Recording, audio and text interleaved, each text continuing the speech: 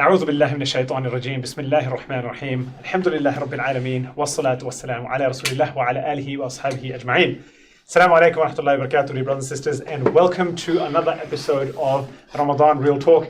We are here in our third episode for this season, the first one where I have the great pleasure and honor of hosting the episode after Sister Reem has done such a great job in the first two episodes. Delighted that you can join us, those of you who are watching live, those of you who are watching after the fact, on what is a really, really important topic. Before I jump into the topic itself, just want to take the chance, as usual, to remind everyone that as we head to the critical 10 days of Ramadan, that if you have not yet calculated, figured out your zakah and where it's potentially going to go this year, then keep National Zakat Foundation in mind. NZF continues to do some amazing work when it comes to making the zakat of Muslims in Australia count locally and go towards people who are deserving, eligible from an Islamic perspective for that zakah and whose life can be completely transformed as a result of that zakah.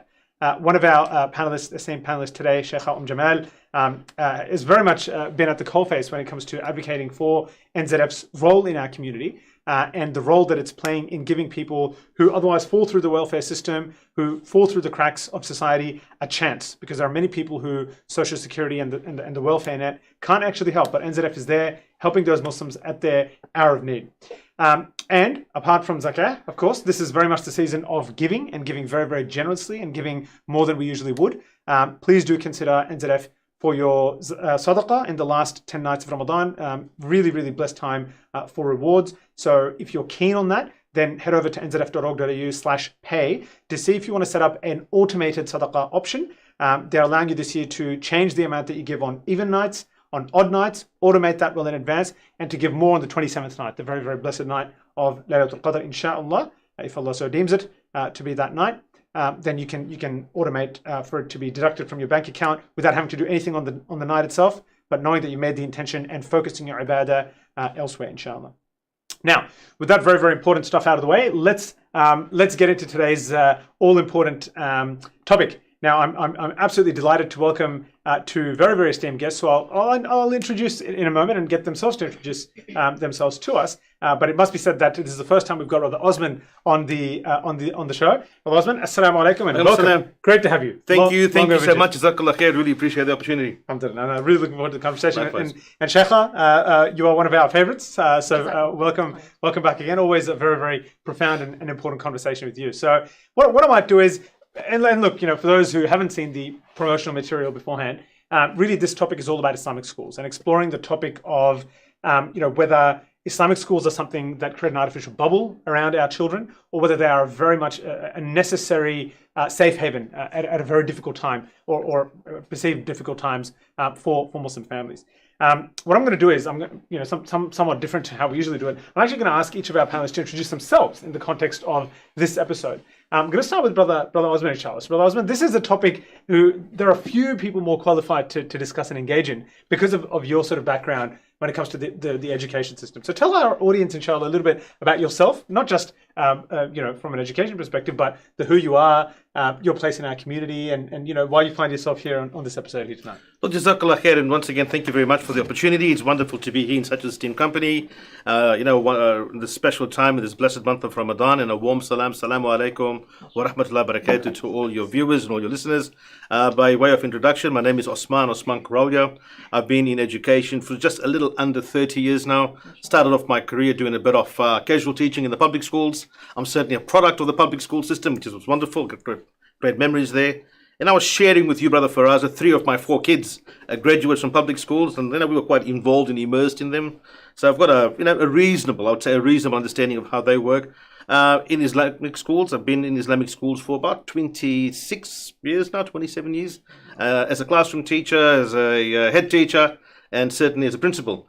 I'm also the National Secretary for the Islamic Schools Association of Australia. It's the peak body representing a large number of schools from Sydney to Perth, and now we're in every state and territory, aside from Tasmania. So we're working on Tasmania, but we just welcomed the first Islamic school from the Northern Territory this year. We also are quite active in our advocacy for the Islamic community, not just Islamic schools, with state and federal government. We do a lot of work with them. And we're now part of a global network, which is really interesting. So now the schools that operate under the Islamic or Muslim community banner from North America, South Africa, different parts of the Middle East, certainly Western Europe, we've now got this global alliance of Islamic schools so that we can resource together, we can network together, we can communicate together and advocate for each other from the one platform. I think I've given you probably a bit too much information. Yeah, wonderful. I hope it'll give you some understanding of where I'm coming from. We'll get to the personal side of you as well, because sure. your kids and your experience in the schooling system is something that's quite important. And I'd be happy to share. Yeah, definitely. Sheikha, just for those who are joining us for the first time, tell us a little bit about yourself. Yeah, so, well, Assalamu alaikum wa rahmatullahi wa barakatuh to everyone from myself as well. And I ask Allah that everyone's getting the most out of Ramadan as much as we can, inshallah.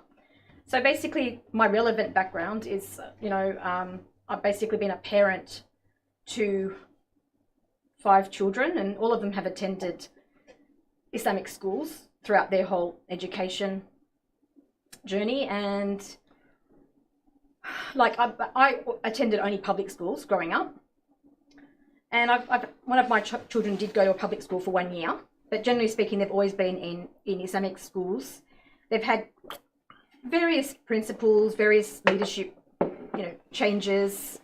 There was only 2 schools I attended, but those schools can change dramatically depending on who's leading those schools. So you still get a very reasonable understanding of how a school can be affected depending on who's running that school. It can be a completely different school, So that's probably the most relevant information that I can share.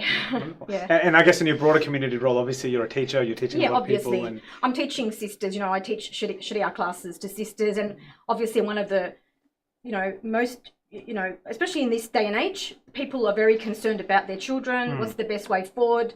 The question constantly comes up, what's the best education model for my child? They're very, especially with, different agendas we've got going around now, and people are very worried, and what's the best for my child, yeah.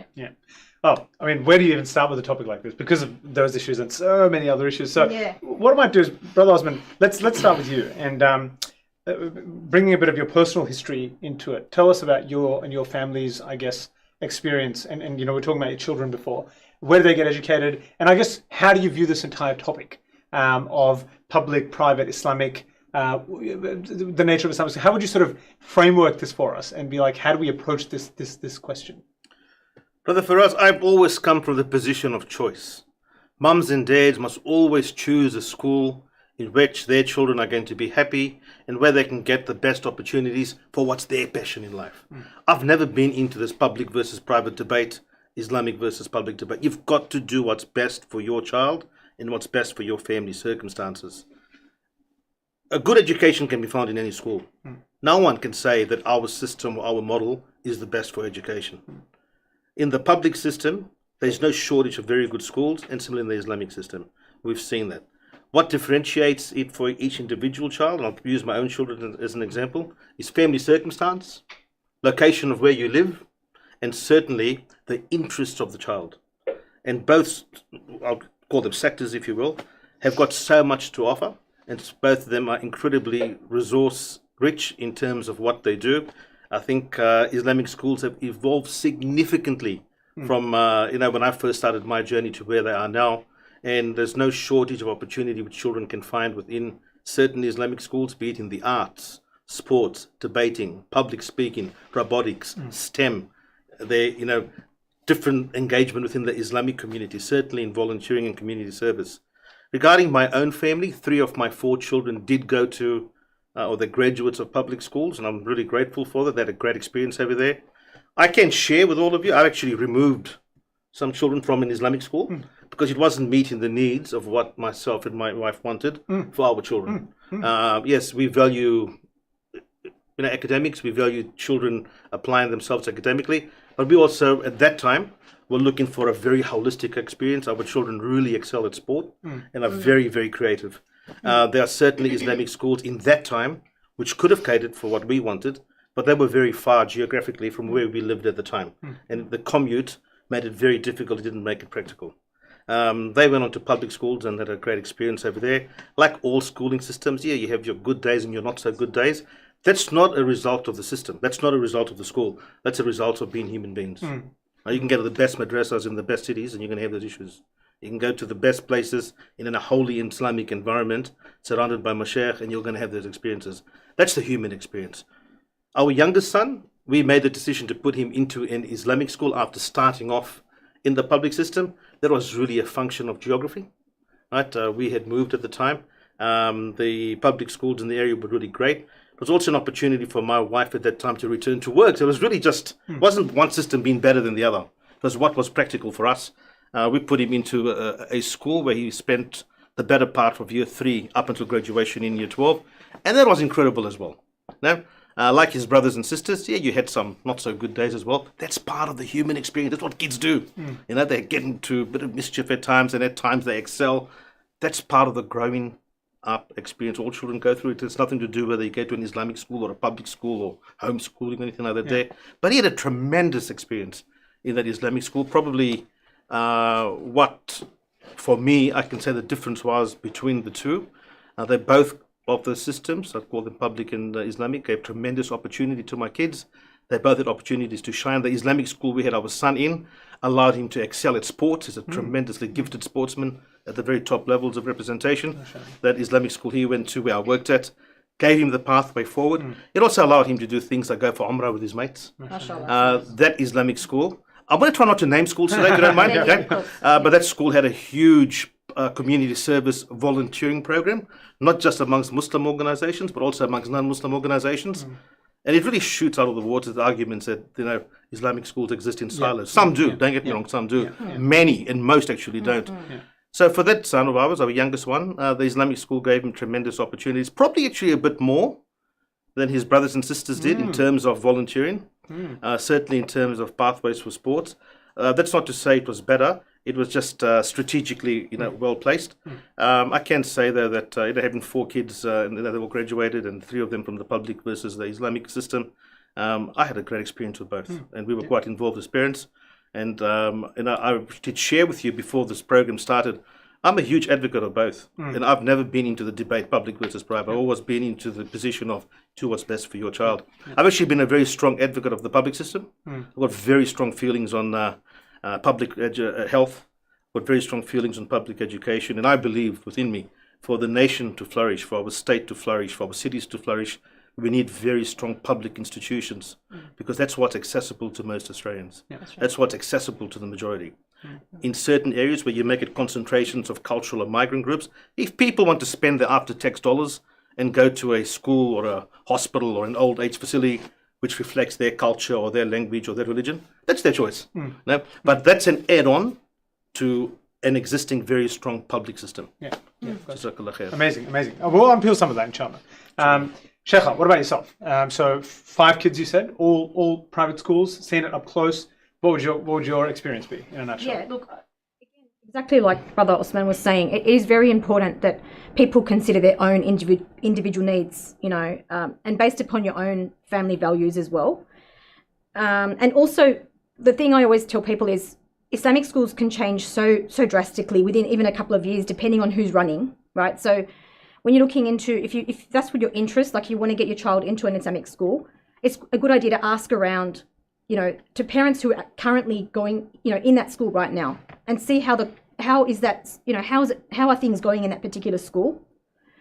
Because, you know, like I said, a couple of years ago, one school could have been a certain way. However, now it's different. Like, for example, one school could have been very focused on, you know, academic achievement and not so focused on, you know, the social welfare aspect. However, that school could have totally changed now, and it could be much more focused on the social welfare aspect, for example, you know. So that's why you have to see, you know, how that school is actually running now. Is that suitable for you? And the other thing is, look, generally speaking, to date, most of the schools have been more focused on, you know, the high academic performance. So obviously, if that's the case with that particular school, then a child that's, let's say, average to, you know, more academically inclined are going to do better in those type of schools than, say, a child that's not at that level, and they're going to struggle because, you know, one of the common thing I have seen, especially with kids that, for example, don't have a very strong English background, for example, sometimes they put their kids into, some Islamic schools, not all Islamic schools, right? But some Islamic schools, and there just hasn't been a support for them at all. Like sometimes you can get a kid in, like, say, year 3, still not really thriving thriving academically at all. And then they're just made to repeat over and over again. Like, if, we have to be realistic and have a look at what happens in the public system, for example. You'll find often there's quite a few support teachers in the classroom from, with those kind of children. And so they may do better, like in a public system, if that's the way that setup is in that particular Islamic school. Yeah, gotcha. So you've got to look at those kind of things. And then if there's special needs, that's another thing as well. Which we'll definitely get into. Yeah. Definitely get into. Look, I'm just going to make a general comment on that. And for me, this is something which I'd ask the whole community to really start doing. Start using the word a few. Islamic schools number over 50 nationwide. Talking about over 68,000 students. I'm also talking about schools which are incredibly diverse. And the mistake we in Sydney make, we look at 2 or 3 of the big ones that we're all familiar with and say that that's the standard that Islamic schools by which they run. It's entirely inaccurate. I'll use my school, for example. We've got a very large support system. It's been there for a very long time. My previous school, a very large amount of support, especially in the primary school years in literacy and numeracy. Just last month, we invested literally tens of thousands of dollars in upgrading the skills of our support teachers. So they've got the very latest access to the very latest pedagogy systems for children, who require the support. And that has been my probably biggest frustration, that we tend to look at the experiences, and they always haven't been the best experiences of some of the biggest schools that have been around for a very long time. And that tends to tar the image of the majority of Islamic schools who are pretty different. And we come from a very Sydney-centric, what I've seen. Yeah, I'm very grateful in my position as the National Secretary, and I travel around Australia regularly to a whole variety of Islamic schools, including the different Islamic communities. And we aren't just one community, so I get to see a fair bit. And what I've really come to see is that by and large Sydney, to a lesser degree Melbourne, but especially in Sydney, the perception of Islamic schools has largely been forged by a couple, maybe 3, who've been around for a very long time. And you go to Adelaide or Perth or Brisbane, even now Darwin, and certainly some of the other Islamic schools you see around suburban Sydney and suburban Melbourne, it's quite a different experience. Some of them have got an equestrian club within them. Some of them have got swimming pools, probably full aquatic centres within them. Some have got huge, well-being departments, and very few actually have that requirement. Meet a certain mark, or you need to achieve a certain academic level. The school I work at, we don't even have entrance tests. We don't. So we're not making this stuff up. This is the reality. And that's the majority of schools who perhaps aren't as large, aren't as old, or aren't as well known, particularly may not be as well known in Sydney. When I look at, say, a whole cluster of schools in Perth, Adelaide, Melbourne, for example, the children excel regardless if their level is at 50% or 60%. It's about turning out quality human beings. You're not going to get someone tapping you on the shoulder. I get it happens in a few schools, but my frustration has always been that we focus in on those couple. We've microscoped on those 3 or 4 schools, particularly in Sydney, and have painted all Islamic schools across the board, with the same brush, whether it comes to governance, whether it comes to a whole heap of issues. And that's to the detriment of so many who just go out of their way to just be good, responsible community members and good, responsible community citizens, which are inclusive, which are welcoming, and are certainly out there to also promote the deen, not necessarily always by open dawah, but by being incredibly responsible citizens in the local areas where it is that they're located. Very interesting. Very interesting. That's a very interesting perspective. Very interesting perspective. Okay, so I mean, that's a great sort of framework through which to look at this issue, which is that there's a lot of difference, and it's not all the the big names and the bad stories about kids being kicked out of year 10 because of not achieving certain, which we've all is absolutely wrong. I mean, if you let me ask you this. If a kid is kicked out at year 10, right, and they've been spending the better part of the journey to school, that's your product. That's the fruit of your labour. And if that kid's at 25% or 30%, hug them. Embrace them. Take them through to the end of the journey. I don't want to. I didn't come here to sort of finger point. Yeah. But I've got an ethical dilemma. Yes. And it does not sit well to see any school, public, private, Islamic, select, whatever you want to call it, schools, anywhere that's looking after young people, to say, we welcome you, we'll take your fees. Yes. Yes. Take the money. We'll look after you. But you don't hit that mark in year 10, mate, there's the door. Yeah. Yeah. Shut it on the way out. We have got a responsibility, I believe, beyond year 12. Of course. In the world I come Exactly. from, this responsibility to your students goes well after they've graduated, through alumni, causes, through alumni experiences, Networks, yeah. through alumni networks. It's not now we've given you your year 12 certificate, we've given you your dinner at the local function centre, we've taken some wonderful photographs, which we've That's posted right. on Facebook. Mashallah. See you later. Good luck. Yeah. No, and this is where I'm seeing now the evolution of schools, and I'd love to, but I won't. There's some incredibly powerful alumni organisations and a number of schools in Sydney, Melbourne, Perth now, where you can see, their graduates not just networking, but also supporting each other, but more importantly, supporting the communities they've come from.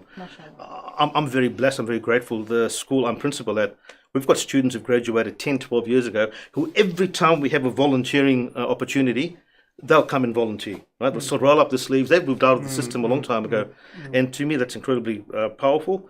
And now what we're seeing, this has been more in the last, I suppose, 3-4 years, those who graduated 10 years ago have now got the capacity, they've got the experience. They're now coming back and saying, oh, look, I'll put up my hand.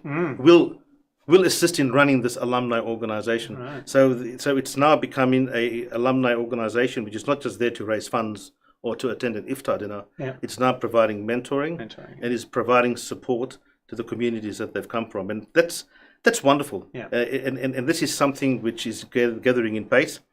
But it goes back to what I said before. We have an ethical responsibility to look after kids from the time they enroll, whether it's pre-kindy, and some schools offer pre-kindy, like the school I'm at, all the way through to year 12. But now we have an increased responsibility, even beyond year 12, to say, we're the community who produced you. Yeah. Right? You've gone through 12, 13 years of formal education with us.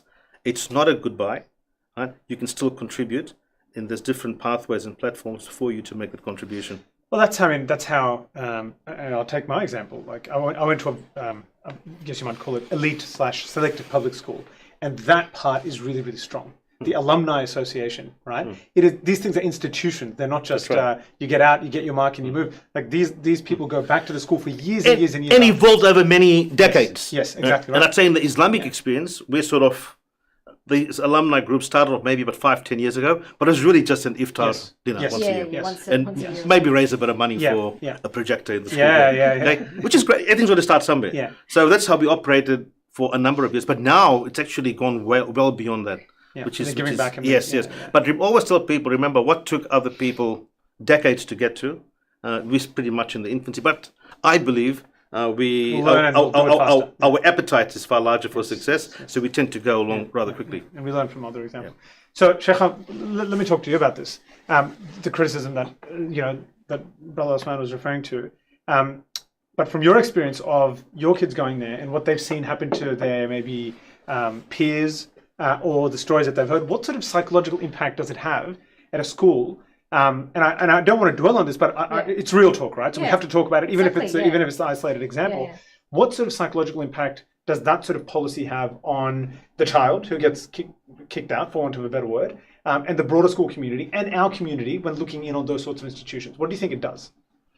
So look, I think the biggest problem if Islamic schools are set up in a way where they preach Islam but they don't exemplify it, this is the biggest problem. That causes a lot of conflict within children. Like if we're not actually trying to exemplify the prophetic method, of Sallallahu Alaihi Wasallam, of compassion towards these children. You know what I'm trying to say? So it's just that all they find is like harshness, and not considering, putting the child should be first, not outcomes and like a business model and all of those things.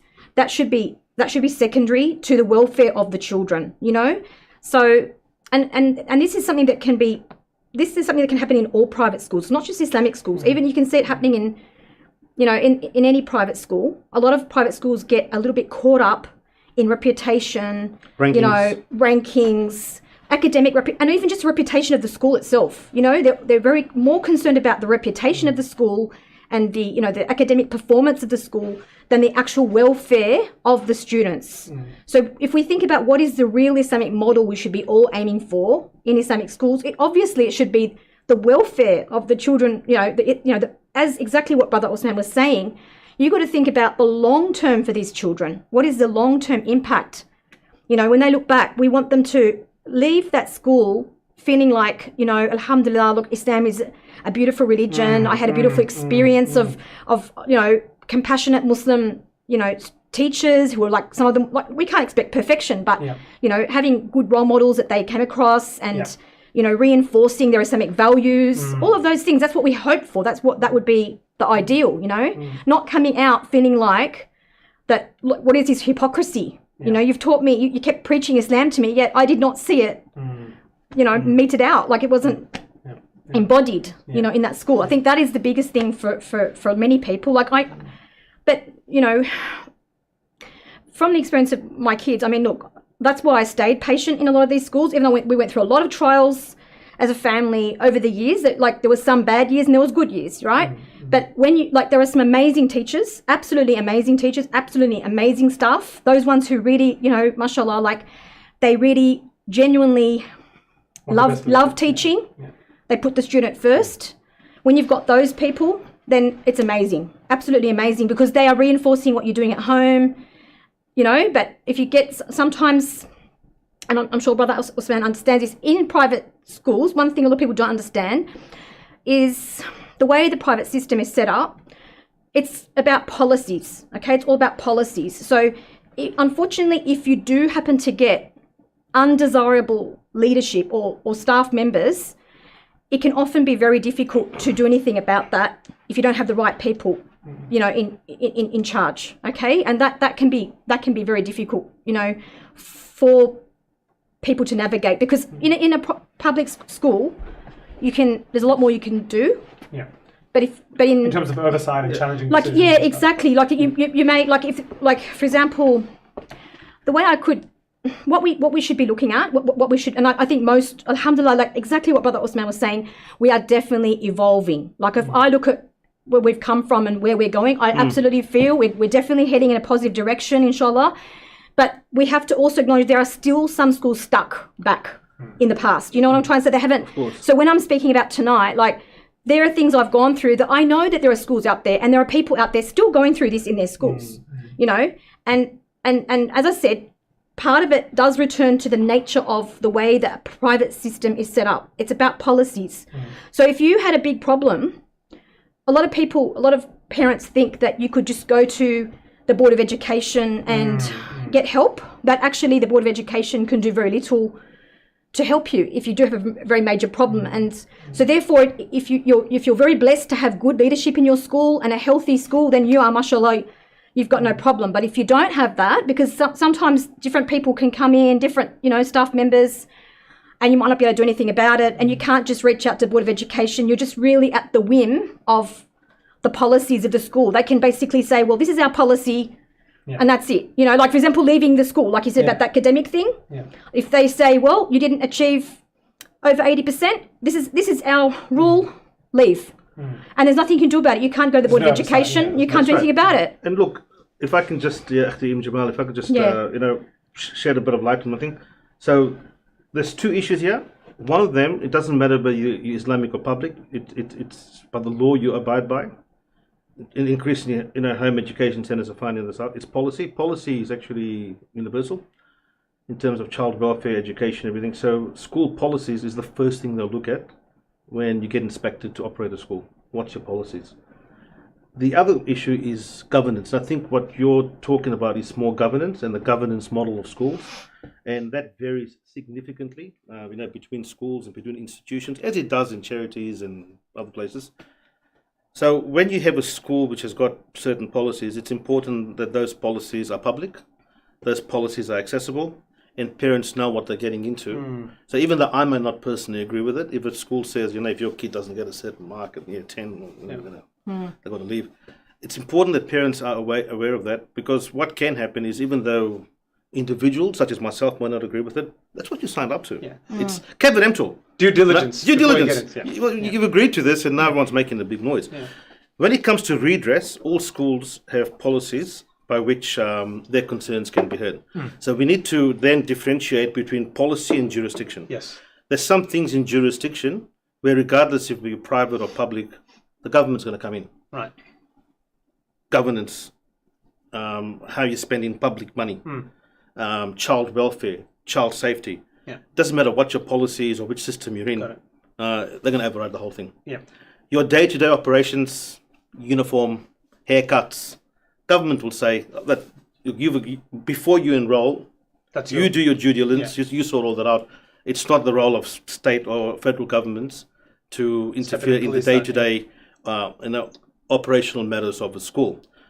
Most schools, and it's not all of them, I agree with you, but unfortunately, but inshallah, we're seeing, and again, we use the word progress. Inshallah. Most schools have a system where people can write into the school board if they are unhappy with the decision the principal has made. My own school, for example, I can make certain decisions, I can make certain choices that the school community must abide by, but there's always a override system where, and it's not based on emotion.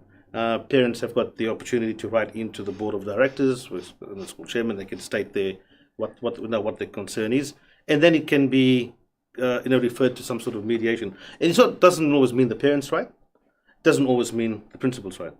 It's all about process, and that's why those policies actually are incredibly important, because even when you have a dispute which goes to court or goes to tribunal or goes to a union, etc., it all comes down to what's worded in the policy. So then whatever is worded in the policy must be reflected in excellent governance. And I think that governance is where we have a lot of the issues which has maybe plagued a lot of institutions. And that governance isn't just restricted to Islamic schools. At times, and there's a couple, without mentioning schools' names, even in the public school system, some very big, well-publicized circumstances have happened in the last couple of years where it's happened there where parents have gone to regional officers, to regional directors about operations within the school, basically essentially challenging the principal on a few matters, and it's taken quite a toll on those school communities, and it's divided not just the community but the staff. So it's not unique to a sector. We see it everywhere. Probably in the Islamic school sector, we've maybe seen a bit more of it in more recent times. Again, I use the word that we need to tread cautiously, because even where that has occurred, it's largely to a handful of schools. When we look at all the schools nationally, it's a small handful of schools, and it tends to be largely Sydney-centric. Largely, not exclusively, but largely Sydney-centric. And the mistake or the hurt that's caused is that the brush is then taken across all Islamic schools. This has happened in the school down the road. They're all the same. They're not all the same. There's some schools, and I'll be honest with you, where the level of governance is so good that non-Muslim schools actually come to the Islamic school to say, show us your model of governance, because we can learn something from it. And you have peak bodies, which represent private schools. In New South Wales, it's the Association of Independent Schools, the AIS. Often, heads of Islamic schools are invited to share their experience, because their model, their standard, is at such a high level that those who are not from the Islamic community are saying, well, maybe we can implement some of what you're doing. It's not about me sugarcoating or glossing over the problems. They do exist. And there's been some awful issues. And there's one in the paper just last week about a school which is to pay back a substantial amount of money. We'll get to that one, But what I'm trying to say is, please, and I ask all people, there's so many people who just bust their chops. Teachers put in the work, school principals who put in the work, school boards to give the kids the best possible experience. And it's so painful when, because of, and I would call it an isolated experience at a school here or there, we get the mail and we get the criticisms. That's not what we're working for. I've walked out of school, I'll share with you, in my early part of my career, I've actually walked out of pretty good jobs. Purely because of governance. Right? I felt that strongly, although the pay was really good and although the security was there. And for anyone watching now, don't join the dots between recent schools. I've been great. But early on, I've actually walked out of really cozy, very comfortable positions purely because I was troubled. I was deeply troubled at governance and well-being, especially the one you just mentioned, sister. Right, yeah. The impact on people who are told, well, it did not sit well. Yeah. It did not, and I actually made a choice to say, look, I feel that strongly about it. Yeah. I'll say what I need to say, and without being disrespectful, and I'll just walk away because you've got to live by your principles. Yeah. If you can't live by your principles, everything you're doing in the classroom and everything you're doing in staff rooms, you're shot to pieces if you don't live by your principles. See, I think. Sorry, if you Yeah, don't mind. go on. I was just going to say that's exactly why I was saying in the beginning. It's very important for parents to ask around and find out what kind of model is that school. What's it like? Because another issue I would say as well is some schools. Again, we don't want to generalize, no, but there's some schools that there has been an overemphasis on punishment, extremely strict. And honestly, it could almost, I personally believe it falls under child abuse in the end. Like things that I had seen, like coming from a public background as well, public school background, and then seeing like kids getting punished over and over and over again, and then not having any recourse, like with respect, in some places and in some schools and some systems, even they won't, like you try to go and you try to mediate and you try to, go into it and do something about it, okay? But you find that you can't actually do anything about it. You know what I'm trying to say? So it depends on how the system's set up, even though you've got the policies, but guess what? And even if you want to talk about the board, do you understand that is the reality? And it's not just in Islamic sector, it's even if you talk to people from other private schools, they have very common, there's some common problems that, and again, if people read up about toxic leadership, that's something that can come into a school, and so that is definitely something there, unavoidable in some cases. Yeah, and the thing is that was tolerated too much in a lot of Islamic schools. It was tolerated far too much. Like we're talking about screaming over and over again at children, abuse, pulling them down, like just really shaming them, stuff like that, like. And then punishment over and over again, like detention every single day at lunch, like every single day, like it's just so many things. And again, we need to tread cautiously. This could be and may have been the experience of some, I would say, in a small number of schools. I would dare suggest, if people were to look around and ask around and you look at the 50 to 60 Islamic schools which exist nationally, you probably find it's a handful where the experience has been that miserable, for children. I would suggest and I would say that if people were to look into it, you would find the majority, and each school will always have an issue, don't get me wrong. But it would be the experience of most of the schools, whether you're Islamic or Jewish or Christian, that well-being increasingly, it's front and center of, especially post-COVID, of all the schools do. But even leading up to COVID, the model of schooling had changed significantly across all schools, public and in the private system, where there's the increased effort on well-being. And some schools may be a bit more resistant to it, or maybe don't give it as much value. I agree. Yeah. But it's not the majority. So let me ask you this question, in the interest of real talk. What can the community do in those cases, given that there are still thousands of children at those schools who may be vulnerable, who may be left with long-term implications? And this is not necessarily to say it's only at Islamic schools. I mean, frankly, I was treated in certain ways at a public school, at a quite good public school, which left me scarred and traumatized in my own way. And I hear the same story across people of all sorts of school, denominational, non-denominational schools, etc. But what role does the broader community have? Let's ask, what role does someone like you have, or your peers in the Islamic school sector, to advocate for a change from within, and to put positive pressure in those directions? Like, can the community do anything in these sorts of cases? I would strongly, and our schools and school communities to have a very good parent body, a parent body that advocates on behalf of parents of the school. I also ask that a lot of schools really give real agency to SRCs. And they meet regularly with school executives, with school leadership on the concerns of students, and certainly the parent body. With regards to access to the school board, all members of a school community should have access to a system where there is recourse. Escalation. Yeah, where there is recourse onto decisions made at the school level with the school's governing body. And if that governing body has got a constitution, it'll be in there. Yeah. It'll definitely be in there. And if they are operating by that, they need to be held account by that there. Yeah. Let's say it's an exceptional situation, right? And indeed, I think, and there's some great comments, there's good comments coming through that I want to read out publicly and privately. But let's say it's a situation where maybe it's one school or two schools, right? It's a small handful and it's not widespread. But you've still got 800, 1,000 kids at that school, right? And these kids may be, let's say, suffering potentially. And the governance doesn't seem to be working. Something doesn't seem to be going right. What should the community do? And at what point do you go external with these complaints? I believe you need to go straight away. Yeah. So we all live on the ideals of transparency, right? And we all want to come across as being honest. If you aren't getting the answers you want at your school, public, private, Islamic or otherwise, the authorities do not wash their hands of responsibility. But you need to go armed up, with not just evidence, but you need to go there prepared and be well with the documentation to present your case.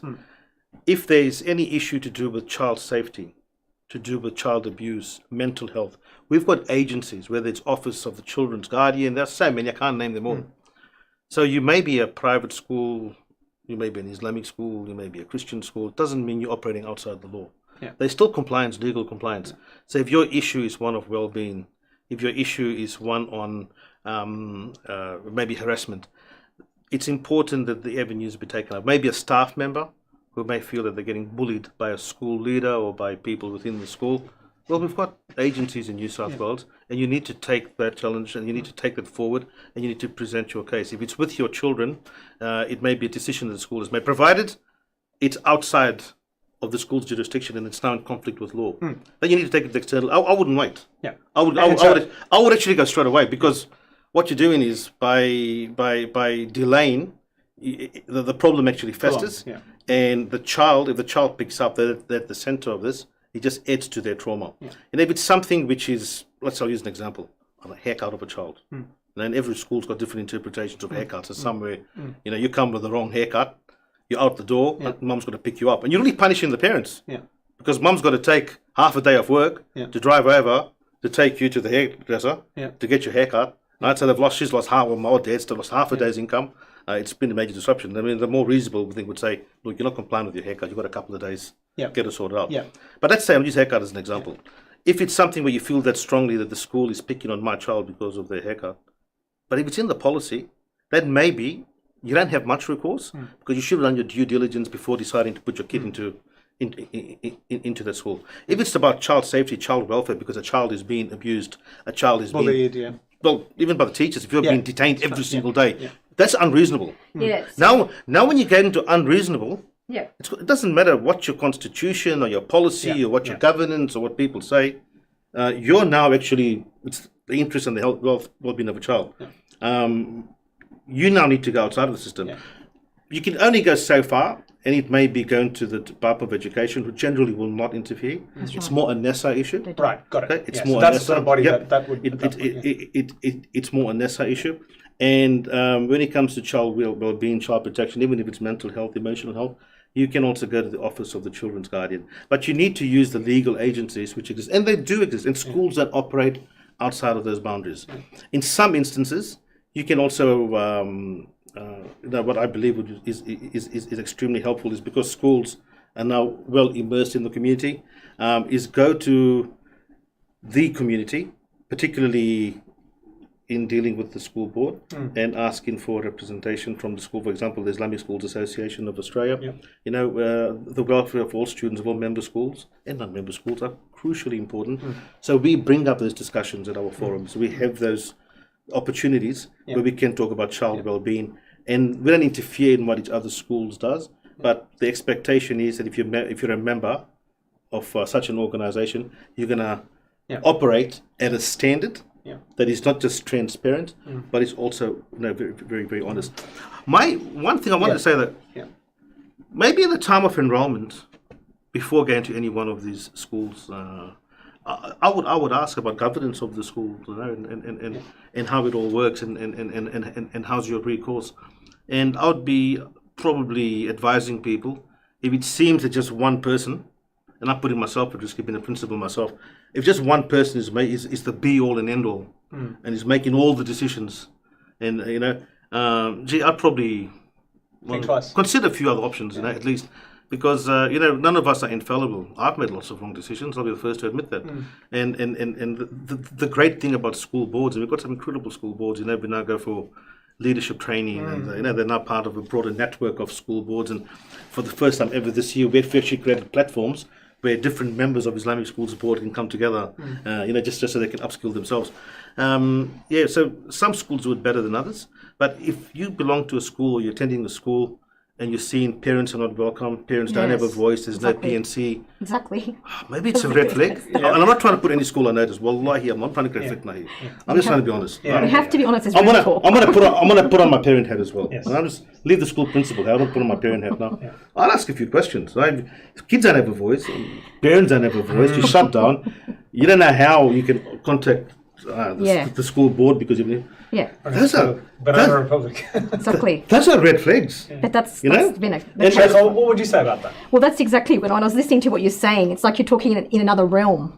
Okay, mashallah. So you're talking from another dimension. Okay, so I'm very mashallah. I'm trying to be honest. I wish I had have come across you many years ago, but alhamdulillah, everything's qadrullah. But exactly. I mean, when you were sitting here saying, "Oh, let's just go to the parent body and let's go to the SRC," where was that? we didn't have that. That didn't exist. And I mean, and just the question, because I actually went through something myself. I had an experience, and for example, if you've got like a child that's considered special needs, and because of their special needs, they may have some things that they do which might annoy certain teachers, right? Now, there are some teachers that they have a very low tolerance. And so what can happen with those very low tolerant teachers, they can keep punishing that special needs child for something they're not even meaning to misbehave. And then you try to take it up the ladder, you try to go to someone further up to try to do something about that. Unfortunately, they don't do anything about it. And, and so there has been that experience, where you've tried to do that. And even though you're 100%. Saying to me, go outside, well, guess what? That was tried as well. And there was nothing to be done, because generally speaking, outside, that's what I'm saying. So what I'm trying to say is it is so paramount that parents do look to see what kind of system is in that place in that Islamic school. Because if you don't have a compassionate, if it's not based on compassionate, welfare of the children, then your kids can be up for a lot of trials. You're going to be up for a lot of trials, and your child as well, because it's, so it's just something to we need to. You've hit a sensitive spot there. You really hit a sensitive spot. So there's two areas that I'd like to see Islamic schools do a lot better. One is special needs. It's a very important, for a number of reasons. It's very dear to my heart. And we also, as a school community, Islamic school community, but also as a Muslim community, we need schools to provide a space for children who don't fit in. We need schools to provide some sort of support network for the kids who fall through the cracks. That's right. I'm deeply saddened that as a community, I'm not talking about Islamic schools only, but as an Islamic community, we don't have a safe space for kids who are at risk of expulsion, say from the local public schools, or they just come out of youth detention. It's something I've been actually nagging a few mashaykh at the moment, leading up to this Ramadan, saying, we've got the facilities, man. We've got all these places that are empty during the day. Alhamdulillah, tabarakallah, at night time, you get taras and they get full. Can't we run schools for maybe just year 9 to 12, just teaching life skills and what they need for the kids, rather than having them unemployed because they've just gotten expelled from the local public school or Islamic school, or they've just come out of juvenile detention because they've stolen a car or they've robbed a shop. They're still our kids. No one wants them. Our responsibility. No one wants them. And this is where I'd love to see the community come together, including Islamic schools. So we can provide a facility with those kids. We can take them for Umrah. We can give them that religious education. No. They're not going to get 99.8, maybe they will, I'm not sure. But, I've taken kids to Cambodia and Malaysia. We've gone into jungles. I'm talking into jungles, where there's no roads. You have to charter boats as part of the year 12 experience, because I'm kidnapped. You're definitely talking No, but I've been following about that for a while. It's all real. But why can't we have schools that take the most challenging children we have and no one wants to deal with, to say, Wallah, you're welcome and we love you. You can get your year 11 Rosa, you can get your year 12 HSC, you can learn your life skills. We're just going to make you beautiful brothers and sisters, responsible Mashallah. members of the community. And the second one is special needs. And I've always tried to live by example, and as much as possible, cater above and beyond. But for children for special needs, we are a very long way behind. Well, let me hate to butt in. This one's close to my heart as well. For as you both know, it's actually my wife who's made a comment on the stream. G'day. Mashallah. I'll see you at home soon. But so she said, I graduated from the largest Islamic school in Sydney and I was a high performer. However, now that I have special needs children, I feel completely isolated from that community and do not feel motivated to be a part of the alumni at all. The public system has been amazing for my children, but looking forward to the day when all Islamic schools have inclusive classes, I'm glad to hear things are slowly changing. As a complete aside, a very good member of our community, a brother who you both know very, very well, he recently tapped me on the shoulder and he said, we've got to start setting a goal to have the first special needs support unit within an Islamic school. Yes, and we've got to form a network of people, bring that together, and within the next 5 years, we have to pick a school and we have to have it. So that's something I'll discuss with you, Brother Osman, as an aside. But so things are moving, things are changing, but you can see this is the sort of sentiment. I actually spent a whole day at the invitation of the Catholic diocese to look at how they run their school. So what they've advised to us was, rather than every Islamic school setting up a special ed unit, choose one which is in the area. So the one I went to was in the northern part of Sydney, where Catholic schools from around that region of members of the Catholic community, rather than have 7 or 8 different schools with the special ed unit, they all go to the one school, which has got all the resources, and the kids are made to feel welcome, they're made to feel special.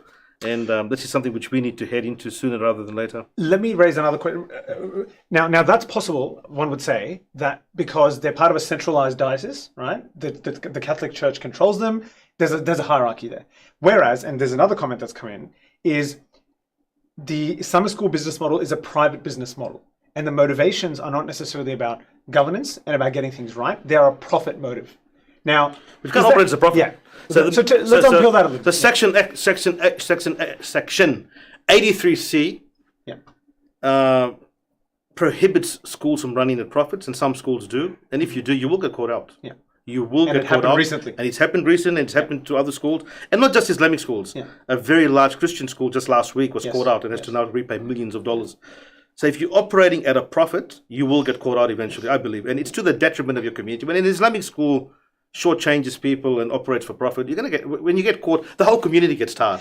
Because it comes on talkback radio, it comes everywhere, people saying, oh, we told you that's how this mob is like. Very practical you can make a profit, you can make Yeah. a profit, you can run at a provided it's in the school. Got it. Yeah. You can't use it to make donations to charity, no matter how good your intentions are. Yeah. You can't use it to promote the school at community events. Yeah. It has to be in the business of education, and in that definition, it's education programs, but that does include welfare and well-being, and it could be to provide infrastructure. Okay. So you can use surplus money that you've got to maybe build new classrooms, upgrade the playground, I don't know, put in a new coat of paint, but you cannot operate for profit. If you are operating for a profit, you're breaking the law. Which means that you're taking the surplus money and it's going to an external source.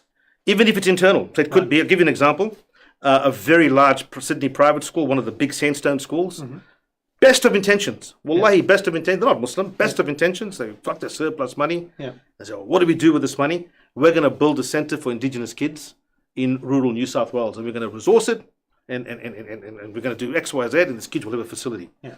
Great intention. Guess what? Illegal. Because the funding is meant for the funding of your students at your school. If your parents want to donate money and you want to sell cupcakes and you want to open up a school or you want to open up a facility, that's great. But you cannot use public money for profit. You cannot use public money for any other purpose aside from the education of the kids at that school. So in the case of the Islamic school recently, there was some sort of trust that was formed and they were buying property or that's something right. like That's that? Right. They were buying properties and, look, you will get caught out. Yeah. We live in a world now, it's not a matter of if you get caught, it's when you get caught. Yeah. And this is the message which we keep on saying when the Islamic schools do come together. And look, not all Islamic schools want to come together. There's still some who are very tribal, always, so you're all welcome. Yeah. But this is the one message which we always focus on in governance. You need to get your governance right because you cannot operate as for profit. Now, according to the comment, which I haven't seen it or read it, but the comment which you just referred to, it's a private business model. And in many ways, I suppose we do operate as small businesses, but that's in public schools too at the moment. Because now we live in global budgeting. So you get a budget, you get money, you've got to make sure that money lasts you to the end of the year. Where the difference is in Islamic schools, I would say, is we don't have a diocese, so we don't have an overarching body that controls all the Islamic schools. Right? We don't have, for example, the Anglican Church or the Jewish Board of Deputies, or we certainly don't have the Catholic Diocese, where that's all the schools will operate under our supervision and make sure it aligns with community values. So what in Islamic schools, we have to look at the goodwill of schools, and we have got a peak body called the Islamic Schools Association of Australia, which an increasing number of schools are belonging to. We operate totally independent of each other. We've got some schools which serve very particular cultural and religious groups, and others which are pretty diverse, such as the school I'm a part of. But what it does, by having a peak body, we not just provide assistance to each other, but we now have a model, because we work very closely with other systems. So we look at, and there's a lot of goodwill, whether it's from the Catholic system, whether it's from the Anglican system, whether it's from the Jewish system, or others. There's a lot of goodwill of people willing to share governance models. So we ask our member schools to aspire to those standards of governance leadership. Sometimes it works, sometimes it doesn't, right? Because we've got no authority or jurisdiction over each other's schools. It really comes from goodwill and a intent to create some unity. So that's probably an area where I see happening next. If I can, look into a crystal ball, figuratively speaking, I don't believe in crystal balls, but if I can look into a crystal ball, I'd say in 50 years' time, we probably will have something similar to the Catholic or Jewish or Christian, Anglican bodies, which is like a peak body representing a solid body. Now we're in the infancy. At the moment, we talk to government. Government gives us a seat at the table. We can talk about some issues which have been very public in recent times. We can, we're at the level now where, heads of departments, government ministers will actually listen to our needs. We've got a seat at the table when we talk to other faith-based sectors. But it's not yet, right, a organization which has got a tremendous amount of pull in terms of member schools abiding by common approaches but and such. You see that's where it's going to. So probably where Anglican Catholic schools were when they first started, we're sort of following. I believe we'll just move a lot faster because we're a lot more technologically advanced, we're better resourced. But I can see now that as the next big thing that will start happening in Islamic schools. We've had an amazing discussion, and this is what I said about time flying. We're almost at the hour, but I do want to ask two important questions, and I think it would be inappropriate if I let you both go without this. So I really want to dive into this, and appreciate that you may be having different opinions on this. This is precisely the point of it, right? The one thing was, we've got to answer the question in the topic of tonight, which we'll get to. We'll get to that second. The first thing is, what is the bare minimum you feel? Both of you, as parents, as educators, as people who care about Islam, right? For the threshold for when a school calls itself Islamic and markets itself as an Islamic school or a private, Islamically grounded institution that can educate people. I might start with you, Sheikha. What do you think when you hear that name, or when, from your understanding as a parent, or people in a community who might be interested in Islamic education for their kids, what is the bare minimum threshold? What are they looking for, and what should they receive? Look, I think the main reason people are turning to Islamic schools is they want a safer environment for their children, where they're shielded from some of the negative influences that are maybe found more prevalently found in the public system. That's one thing, but definitely what I'm saying, I think the bare minimum, like exactly what I was talking about before, we want to go back to the prophetic model of tarbiyah for the children.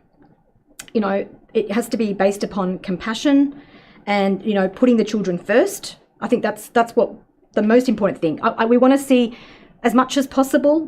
No one can be perfect. We're not angels. However, the default should be trying to be moving towards, putting the children, like the welfare and the Islam of the children, considering where is that going to lead to if, the good treatment of children, makes such a big difference and such a big impact on them.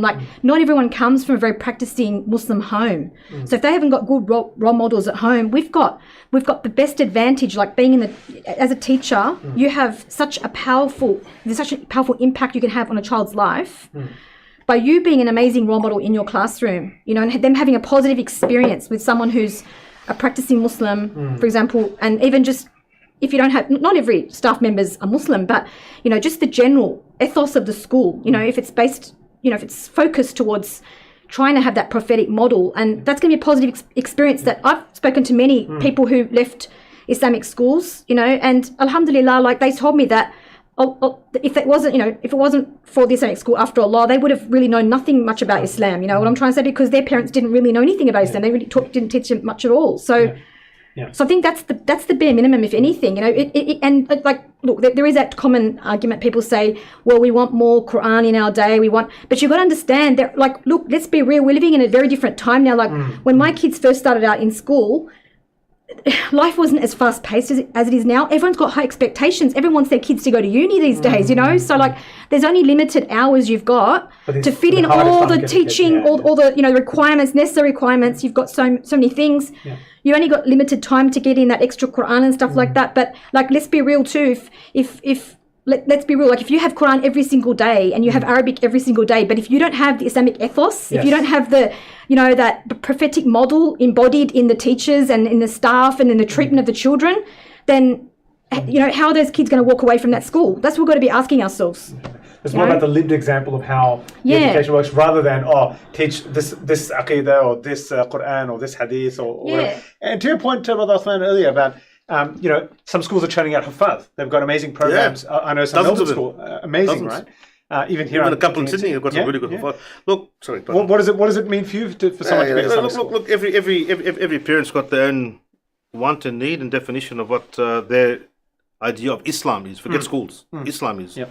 For some people, it's having children who are know the Quran cover to cover, and they want the kids to wear Sunnah clothing. I get it. That's what you want. Absolutely. And for others, they just want kids to go to school in a Muslim environment where they pray Dhuhr every day. And there's some education in Quran, Arabic, and Islamic studies. When it comes to it'll vary. What I'm trying to say is it'll vary. Yeah. You get Islamic schools, which also represent certain communities who've got their own, I suppose, interpretation of these things. Some schools have got their prayer, they've got the Quran classes, but you can also learn a musical instrument. Some people might say, "Oh, that's not Islamic." Yeah, that's your opinion, but there are whole sections of the community, because of culture, where they come from in the world, they must say it's perfectly okay. I won't get into that. But what I will say is that it's very broad. As a bare minimum, I'm talking about bare minimums here. My passion is for every kid to be proud, absolutely proud, that they are members of the Islamic faith, and they are proud to be from the ummah of the Prophet sallallahu alaihi wasallam. And it comes with everything with it. So without trying to be a salesman, for example, at my school, that even means having an Al-Aqsa Day every year. We have an Al-Aqsa Day where people dress up in Palestinian colors. Because we want people to feel pride, not just in Islam, in the ummah, but also in what the institutions of Islam, the history of Islam. You want them to feel aligned. So for me, it's about pride. Right? Yeah. Pride in the Islamic identity and pride in being from the ummah of Nabi sallallahu alaihi wasallam. And whether they come from a practicing house or a non-practicing house or whatever, they are guardians of this faith. And it's important that we do this in a model where it's about the institution, because we have some Islamic schools where up to 50% of the staff are not Muslim. It's not a bad thing. It doesn't mean they're bad people. Yeah. But it's got to be bigger than the individual, bigger than the teachers. It's got to be about the school ethos. You nailed it, sister. Yeah. It's got to be about the school ethos and the school culture. Yeah. Doesn't matter who the principal is. Yeah. Principals can come and go. Teachers can come and go. Board members can come and go. That school is rock solid in putting out young people, regardless of which university they go to or what job they go to. They are proud to be from this faith, and they are proud to be from the ummah of Nabi sallallahu alaihi wasallam. And I just tell schools, they may have only memorized half a jazza. Some schools maybe 5 jazza by the time they graduate. Each school's got different targets. My school, for example, it's like each kid should memorize the 30th juzz at the time. Regardless of all of that there, you nailed it, sister. What's the point of all that there if they've memorized this and that, but the adab isn't there, the behavior isn't there, the manners isn't there. So when I say having pride in the deen and from being from the ummah, it's also in following the example of the Rasul sallallahu alaihi wasallam. Absolutely amazing. So that's my bare minimum. Yeah, good, fantastic, mashallah. And the last question, right? And let's get this comes to the whole sort of notion of how much exposure the school gives their kids to the broader world. And so the topic of today was, is it an artificial bubble for kids to go to Islamic school, or are we protecting them? Well, maybe that's the wrong question to be asking altogether. And obviously, you're asking the wrong person, because I come from a background, in the last few schools I've been at, including the school I'm at now, wallah, I've had schools from other faith groups saying, "Mate, guide us, because your kids are so, in tune with the world around them." And you only do that by not just regular engagement, but meaningful engagement. So whether your vehicle is public speaking, debating, sports, but largely also community service where you're in the khidmah to mankind, regardless of the belief of the people you're serving. You know, I can honestly say that the schools have come from, and a few that I know really well, a couple I was dying to mention, but I won't, you know, are just so good at this, where the kids are really not just in tune with themselves, but are so confident. It doesn't matter. You could take them, put them for work experience in a corporate office at Circular Quay. They'll fit right in. Right? Yeah. They can give a public speaking to some of the most elite public schools in Australia, and they can handle themselves as young, confident Muslims, no problem. So, yeah, maybe they. And I've worked at one place in particular where that wasn't the case, where the school was a silo. So that does exist. Yeah. But from my experience, and I'm being absolutely honest with you, I would say the majority of schools, the kids are not insulated. The kids are very open to mixing with others, especially in Sydney. Probably this is one thing where Sydney schools and Melbourne schools do really, really well. It's not just the curry and chips day where you call someone in on Harmony Day and you say, oh, look, we're integrated. They actually are really immersed in their local communities. That's something that they do really well. So I would say that there is a lot of truth in schools operating in a bubble at one point in time. And we have moved well past that. I'd say 10 years ago. Yeah, good, fair enough. I'd actually say more than 10 years ago. Some schools really just smashed that whole thing. Because I do remember, and Yani, when I sort of graduated, just over 10 years ago from high school, actually a bit more. I think I'm being a bit kind to myself there. But anyways, I won't reveal my age. But at that time, coming from a public school background, and then seeing the likes of some of these elite Muslim schools who had those policies at the time, you turn around, right? They had that. And we literally had peers, like who, we graduated, they graduated. Some people just heading on these summer schools because they said I was one of those guys kicked out, and I went to, a local public school, and I came out and I got to university. Literally, the principal told me, you will never see university doors. That's right. There should be a famous story, right? A good friend of mine, he said the principal shamed him in front of the entire Islamic school, saying, you will never see university doors. And he was kicked out of the school. And he made it, alhamdulillah. Of course he did. But, that sort of story. And then there was just like these anecdotes that you see of Muslims who've come out of these schools and they get exposed to university, and then they're taking off the hijab. They're doing all sorts of weird. They're drinking at the bar. They're drinking at the bar because they've never felt safe and confident as Muslims. And again, this would be such a small number, yes, and it does happen. No doubt, yeah. And two things I want to say. This is on my experience. They tend to come from just a couple of schools or maybe three, but a lot of it also depends. And I've seen this. Sadly. A lot of it is also not just about the Islamic school, but it is about the Islamic bubble. So these are kids who also come, not all the time, but often come from very strict homes. Right. And I've spoken to these kids. I've even spoken to a couple of kids not long ago who actually have left Islam. And what it seems wasn't because they had this confusion with belief, but this resentment. They went to a very strict Islamic school where they weren't allowed to mix outside. And then they had even stricter parents. Yes. So it wasn't just the school. Yeah, sure. So they've gone home. Mum and dad are ultra strict. They, going to meltdown because the kids are listening to a bit of music in their bedroom or because of what they're watching on the phone. So now the kid is seeing this almost bleak world where they're not getting the opportunity in school. And then they also got a very strict mosques. So, I'm not trying to be critical, but I'm just telling you the school principal what I've seen. I've spoken to these kids, and I still do through different programs I'm in. So you've seen here a dangerous model where you've got almost a very closed-off school. You then have got a very close family environment where your parents really almost isolate you from the world, and you're just with your immediate relatives, and you're very restricted. I'm not saying it's a good thing, but you've got no access to technology. You become resentful because you go to school and people are talking about, we saw this on YouTube, or we went there, or we did this picnic, or we saw this movie. I'm not advocating for these things, but this resentment starts building up. So then they also tend to go to Islamic classes at very strict mashayikh, which is good. Yeah. But I'm trying to say, it's just adding on. It's adding on. Yeah. So now you hit graduation, and you're at the Roundhouse at University of New South Wales. All right, man, you're off like a bird. Yeah. For the first time. And good luck, mum and dad, or your local sheikh trying to pull you back in, because these kids, when they go, they go. But what I will say is, from the thousands who graduate, it would not be a large number. To me, even a number of one is too much. Any Muslim kid who's lost is my own son, my own daughter being lost. So we need to be very cautious, not just Islamic schools, but as Islamic parents. Even if your kids broader go to a community, public school, and even if you run youth centers or you run masjids, I'm appalled at the moment with because I go to a lot of events, alhamdulillah, and fundraising, and it's great. And I always see the same people, and I always see the same crowd.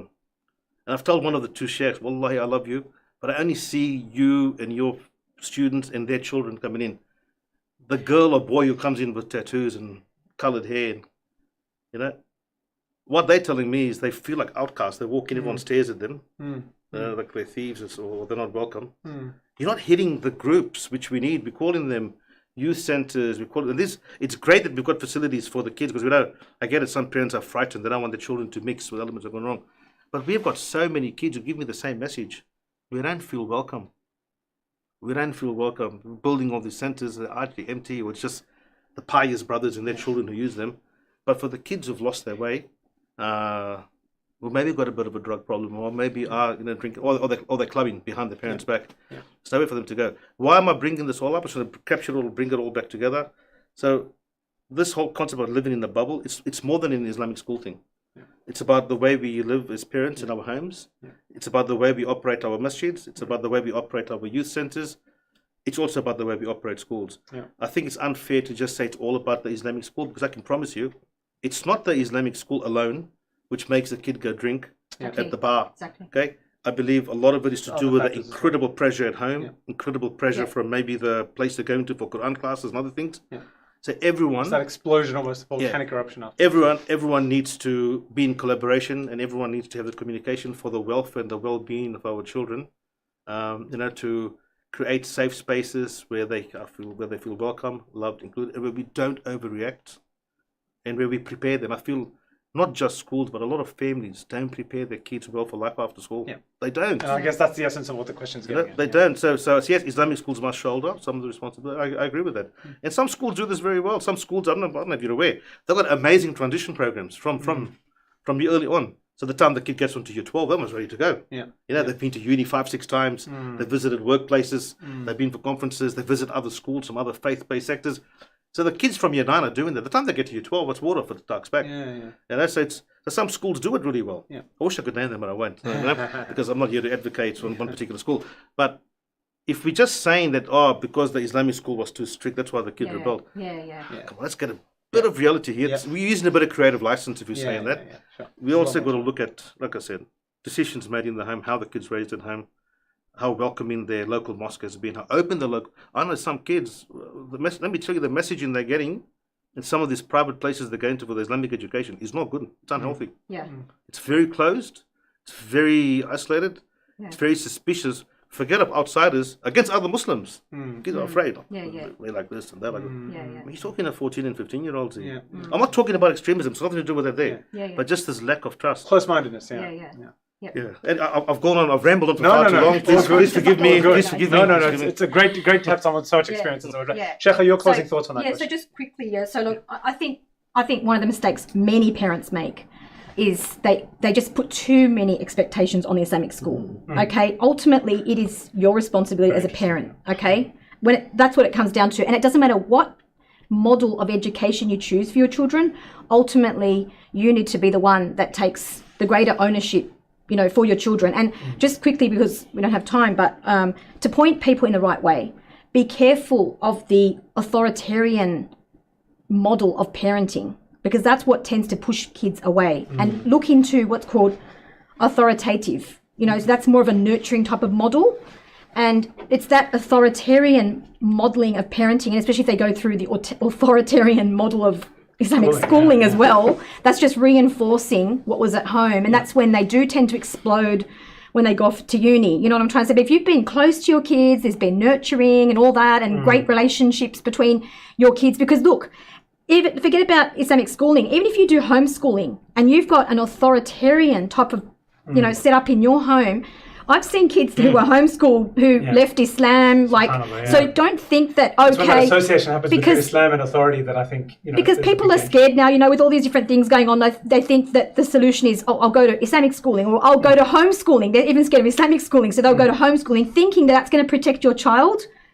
I'm sorry, but if you really do have to get some good advice on how to parent, that would probably be the best advice I could give anyone, inshallah, because that's going to be paramount to how well, inshallah, your children do in the future, no matter what model of education you choose. And love your kids. Absolutely. Whether you're a school teacher or a school principal or you're a parent. Yes.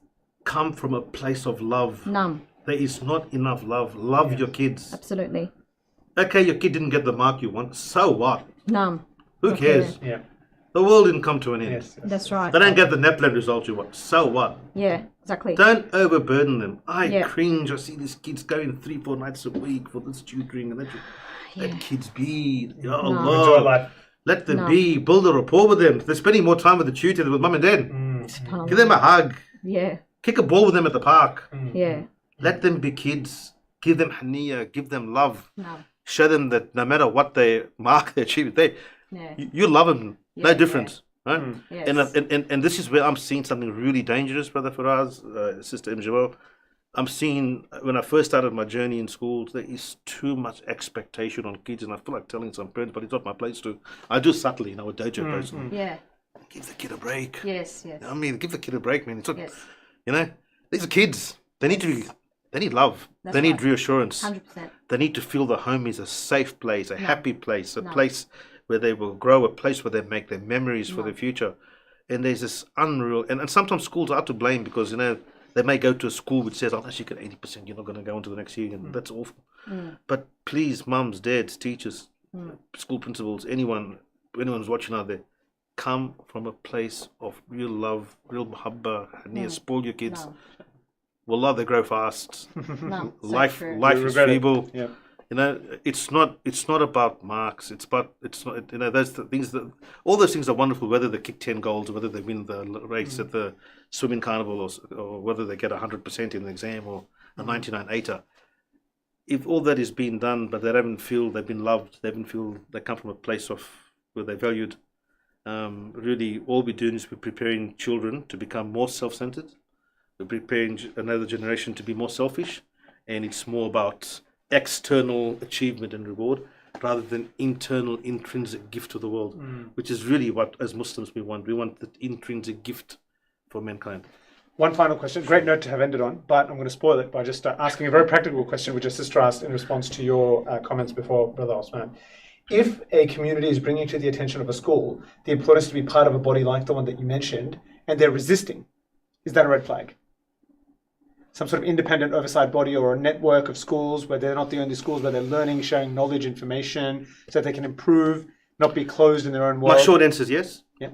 My short answer is yes, and it pains me to say that. My short answer is yes because... they have only to gain from it. Because ownership of schools is mums and dads. Right? And if mums and dads are resoundingly telling a school that they would like more well-being, or they'd like to be a part of a bigger network in this Muslim community, the red flag is not that the school doesn't want to join an association or a big body. The red flag is the school is not listening to what the parent body wishes. That's the red flag. Yeah. Okay. Noted. Well, it's been an absolutely amazing discussion. Alhamdulillah. I can proudly say, this has really been a very thank you so much. Thank you so much. Shaykha and Brother Osman, it's been an absolute pleasure. Inshallah, not the last time. And we look forward to bringing some of the highlights of this episode to the broader community. Jazakumullah khair, brothers and sisters, for joining. We are back again tomorrow night. It's an absolutely jam-packed week, this one. So tomorrow night we're back with Sister Reem, who's going to be talking to two very esteemed sisters, Sister Sarah and Susan Carland, both of whom need very little introduction, about the journey of reverts and converts to Islam in our community, how they are treated, can they be treated better, and a whole host of associated issues with that, and that's going to be tomorrow. And then on Thursday, to top off this week, we're going to be with our dear sister Dalia Ayub, who has moved, as you know, to Turkey. We're going to be asking her about her hijrah to Turkey and asking whether she feels Muslims in the West need to migrate back to the Muslim world. Very, very interesting topic that promises to be. Once again, reminder, if you haven't figured out your zakah, go to the zakat calculator, the zakat guide, and all the resources on the NZF website. And if you haven't planned out your sadaqah for the last 10 days of Ramadan, do consider nzf.org.au/pay. You can customize $1 for the even nights, $100 for the odd nights if you wish. $500 for the Laylatul Qadr night 27, whatever it is, whatever your configuration, do head over and have a look, inshallah. May Allah accept all your giving and generosity and all our ibadah in this beautiful month. I look forward to seeing you again on Thursday. Sister Reem will be here tomorrow. سبحانك اللهم وبحمدك ونشهد أن لا إله إلا أنت استغفرك ونتوب إليك والعصر إن الإنسان لفي خسر إلا الذين آمنوا وعملوا الصالحات وتواصوا بالحق وتواصوا بالصبر. السلام عليكم ورحمة الله.